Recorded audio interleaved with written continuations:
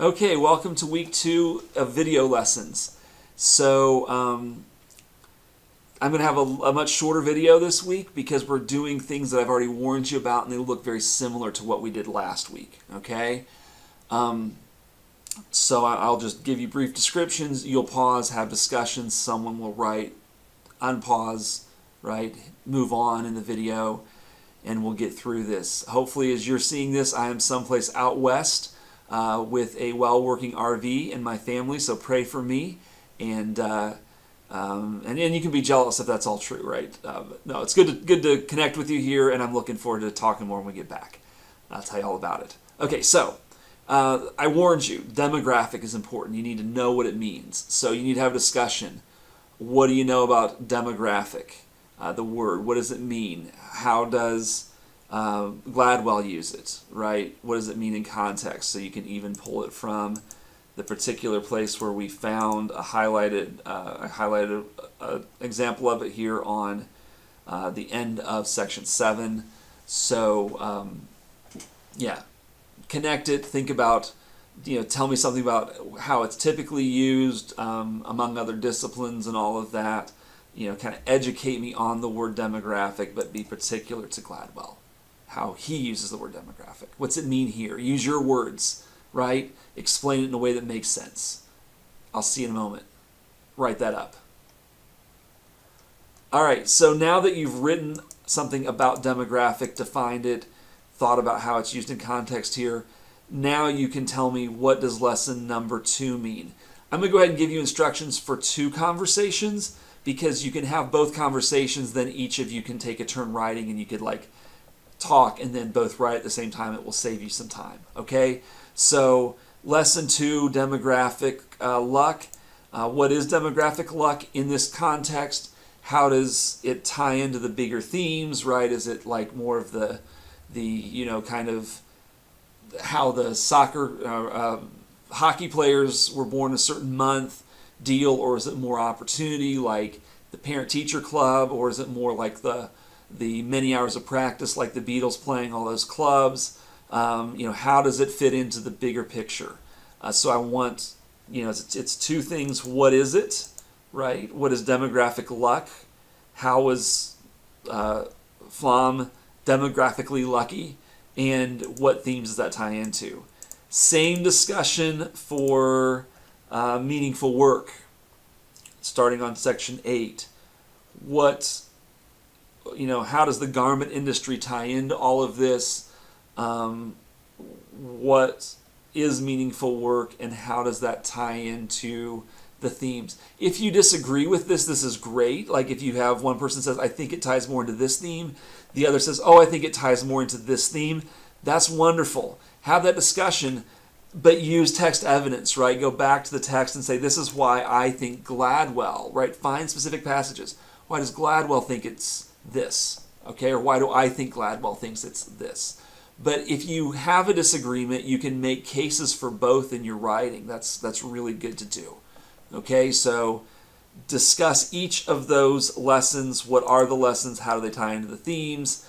And summarize those in each write maybe a good paragraph about that, and then come back. Okay. All right. So one thing I wanted to point out specifically as I get into section 10 here is this idea of the miracle of the garment industry. So what is that miracle, right? According to Gladwell, and you can use this context right here to kind of help define that. What is that miracle? And then another question is, I think these are connected, right? What are these charts about? What do they tell you? What is Gladwell? How does Gladwell connect this information? What does this information tell me, and how does he connect it into his argument? So, what is the miracle of the garment industry? Then what do the charts tell me? I don't think those are completely disconnected. So I'll make that one exercise that one of you will write up, whoever his turn is to write. Go. All right. So finally, it's reflection time. So we're thinking about the overall case. So we're going back to this question: who is Joe Flom? Why does he matter? What does he tell us, right? So we're thinking Gladwell is looking at what it means to be an outlier, but he has these ideas of ingredients that go into the life of a person who might be considered very successful, an outlier, above the norm, way above the norm, right? So what do we know about Flom, and what does Gladwell think made him successful? And here's the reflection: do you buy his argument? And it doesn't have to be a totally yes or totally no. In fact, it's better if it's not, okay? It's better if it is, this logic makes sense to me, this is how Gladwell demonstrated this, but I've got some questions. Part of it can be your own thinking, but I need you to also look back at the arguments he's making. Let me give you one example of doing that.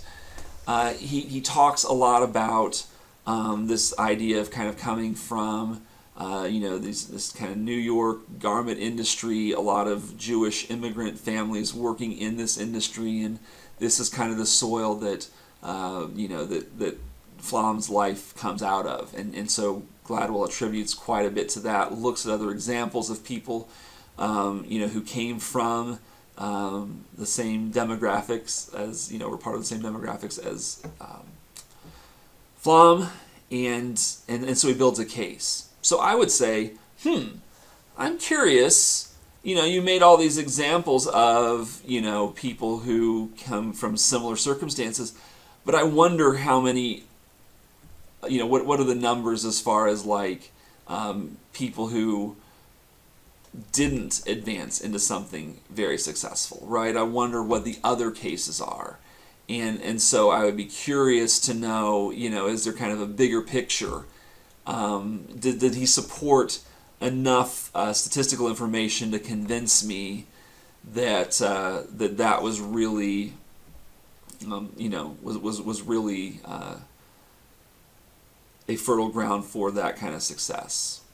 It's a good question, right? So I could say more, but I want you to ask those questions, and so I want each of you to write a reflection. This could just be a paragraph, maybe a little more. Both of you write and send it to me. You want to very briefly summarize the overall argument. Like, this could be a couple sentence summary. Here's who Joe Flom is. This is what makes him an outlier. Maybe 3 sentences, and then how well did Gladwell support the case, and what do you buy into, or maybe what do you still have questions about? Okay, do that reflection, then I'll get you ready for next week. All right, so you're sending me all those reflections and pieces and stuff we just talked about, and now I'm getting you ready for the next assignment. So this is a little different. I really want to get into Chapter 6 with you, because I've spent time in Appalachian Studies, and I'm going to question Gladwell, honestly, here. I'm going to challenge him a bit. So it's kind of dangerous to say skip this, because I think there is part of this that will help you understand 7, but on the other hand, I think you can read them separately and in reverse order. So just know that he's going to talk about cultural legacies, right? Kind of what comes from your family culture, the area that you grew up in, the cult, the kind of the ethnic and what was happening around you, and all those factors. So that's what he's talking about with Harlan, Kentucky. We'll come back to Harlan, okay? I want you to skip up because you all were interested in the ethnic theory of plane crashes. I want you to work on that chapter this week. It's a long chapter. And as you work on it, I want you guys to put your heads together so that when I'm back, you can teach me, okay? You're going to lead the conversation. This conversation is going to have some vocabulary in it. So you're going to have to think about, what do you do with challenging words that you have. All right, you're going to teach me about those words and how they tie in. So kind of find the important ones. Like, you might have to make some sense of other ones, but find some important words that really help make sense of the text. Okay, you need to follow the argument. And I noticed that as I'm flipping through this, there's not these subsections. Okay, so there's going to be stories behind this. Obviously, they do with plane crashes. They're going to have documentation here, but it's not really split up into categories. Now, you could title some main points, and this is really important, right? As you're going through this, maybe for each of these sections, tell me, so what's the big idea? What's the central theme of this section? That will help you teach it, okay? Because you might want to create like an outline or something. So you're going to think back. Now I've noticed something here, honestly, that this is in a new section. Oh no, it just timed me out. Arg.